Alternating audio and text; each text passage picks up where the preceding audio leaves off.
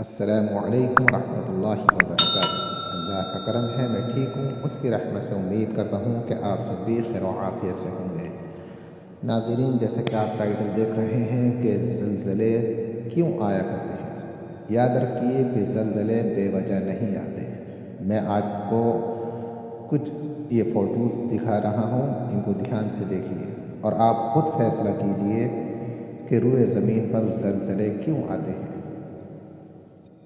کیا ان امیجز کو دیکھ کر، ان فوٹوز کو دیکھ کر ایسا نہیں لگتا کہ ہم اپنے رب کی کھلم کھلا نافرمانی کر رہے ہیں؟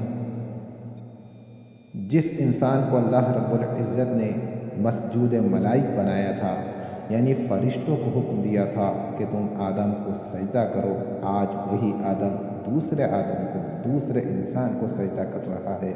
میرے بھائیوں، کیا یہ اللہ کی کھلی نافرمانی نہیں ہے؟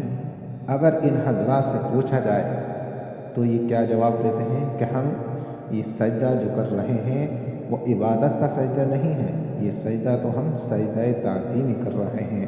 میرے بھائیوں، بتاؤ کیا اسلام کے اندر کسی کو سجدہ تعظیمی جائز ہے؟ میں آپ کو ایک روایت پڑھ کے سناتا ہوں۔ حضرت ابو ہریرہ رضی اللہ عنہ سے روایت ہے کہ نبی کریم صلی اللہ علیہ وسلم نے فرمایا کہ اگر میں کسی کے لیے سجدہ کرنے کا حکم دیتا تو میں عورت کو حکم دیتا کہ وہ اپنے شوہر کو سجدہ کرے۔ کیا مقصد ہے کہ اسلام کے اندر سجدہ تعظیمی جائز نہیں۔ اگر جائز ہوتا تو میں بیویوں کو حکم دیتا کہ وہ اپنے شوہروں کو سجدہ کرے، لیکن سجدہ اللہ کے علاوہ کسی کو بھی جائز نہیں، چاہے وہ عبادت کا سجدہ ہو یا پھر سجدہ تعظیمی ہو۔ ایک اور روایت میں آپ حضرات کے سامنے پیش کر رہا ہوں اور اسکرین پر بھی لگا کے دکھا رہا ہوں۔ یہ صحیح مسلم کی روایت ہے۔ رسول اللہ صلی اللہ علیہ وسلم نے فرمایا، سن لو، تم سے پہلے لوگ اپنے انبیاء علیہ السلام اور اپنے صالح یعنی نیک لوگوں کی قبروں کو سجدہ گاہ بنا لیا کرتے تھے۔ خبردار، تم قبروں کو سجدہ گاہ نہ بنانا، بے شک میں تمہیں اس سے منع کرتا ہوں۔ اور ایک روایت میں تو آپ صلی اللہ علیہ وسلم نے لعنت فرمائی ہے یہودوں اور نصارہ پر۔ آپ نے فرمایا کہ لعنت ہو یہودوں اور نصارہ پر کہ انہوں نے اپنے انبیاء علیہ السلام کی قبروں کو سجدہ گاہ بنا لیا۔ کتنے افسوس کی بات ہے کہ ایک مسلمان 5 وقتہ نماز پڑھتا ہے، ذکر و اذکار بھی کرتا ہے، لیکن نماز پڑھنے کے بعد، قرآن پڑھنے کے بعد وہ شرک کے اندر مبتلا ہو جاتا ہے۔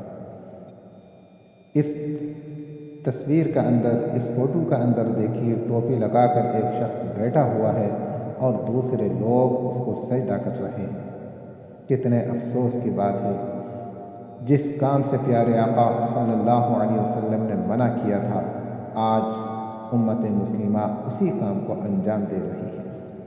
پھر ہم یہ کہتے ہیں کہ زلزلہ آیا، اتنا بھیانک آیا، اتنی اسپیڈ سے آیا، اتنے لوگوں کی جانیں گئیں، اتنے مال کا نقصان ہوا۔ ہم اپنی کرتوتوں کی طرف غور و فکر نہیں کرتے کہ ہم سے کیا غلطی ہوئی ہے۔ ناظرین، زلزلے بے وجہ نہیں آتے۔ اللہ تعالیٰ اپنے بندوں سے بے لوث محبت کرتا ہے، سچی محبت کرتا ہے۔ وہ اپنے بندوں کو جہنم سے بچانا چاہتا ہے، لیکن بندے خود جہنم کی طرف بڑھ رہے ہیں۔ کتنے افسوس کی بات ہے کہ پیارے آقا صلی اللہ علیہ وسلم نے ہمیں جو شریعت دی تھی، جو قرآن دیا تھا، جو حدیث دی تھی، اس کے اندر ذرہ برابر بھی شرک کی آمیزش نہیں تھی۔ لیکن جیسے آپ اس دنیا سے رخصت ہو گئے اور اس کے بعد صحابہ کرام، تابعین، تبع تابعین تک زمانہ آیا، اس کے بعد کے لوگوں نے اس طرح کی کفر و شرک اور بدعت کو انجام دیا، خود بھی گمراہ ہوئے اور دوسروں کو بھی گمراہ کیا۔ ناظرین، میں آپ سے درخواست کرتا ہوں کہ میری اس ویڈیو کو دور تک شیئر کیجیے تاکہ لوگ صحیح راستے پر آ جائیں، اس کفر و شرک کو اور بدعت کو چھوڑ دیں، اپنے رب کے سامنے سجدہ کریں، کسی انسان کے سامنے یا کسی قبر کے سامنے سجدہ نہ کریں۔ وہ رب ہے جو سجدے میں سب سے زیادہ اپنے بندے کے قریب ہوتا ہے۔ بندہ جو بھی مانگتا ہے اللہ تعالیٰ اس کو ضرور عطا کرتا ہے۔